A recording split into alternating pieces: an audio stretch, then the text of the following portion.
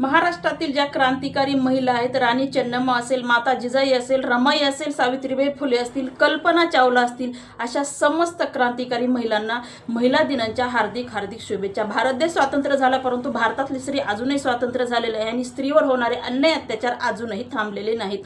काल परवाचा पुण्याचा विषय आहे। एक 9 वर्षाची मुलगी आणि 9 वर्षाच्या मुलीवर लैंगिक अन्याय अत्याचार करून त्या मुलीला मारण्यात आलं। नराधम खुलेआम बाहेर फिरत आहे, पण केंद्र सरकारला अजूनही जाग येत नाही। या नराधमाला जोपर्यंत फाशीचा कलम आणि नियम लागू होत नाही, तोपर्यंत महिलांवर होणारे अन्याय अत्याचार अद्यापही थांबणार नाहीत।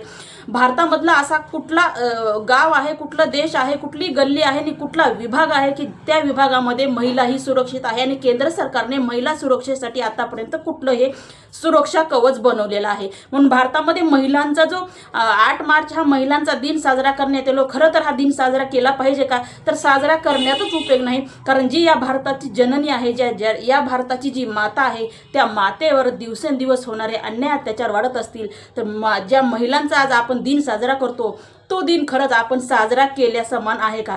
जोपर्यंत महिलावर होणारे अन्याय अत्याचार थांबत नाहीत आणि महिलावर अन्याय अत्याचार करणाऱ्याला जोपर्यंत फाशीचा कलम आणि नियम लागू होत नाही, तोपर्यंत आपण भारतामध्ये हा महिला दिन साजरा करू शकतच नाही।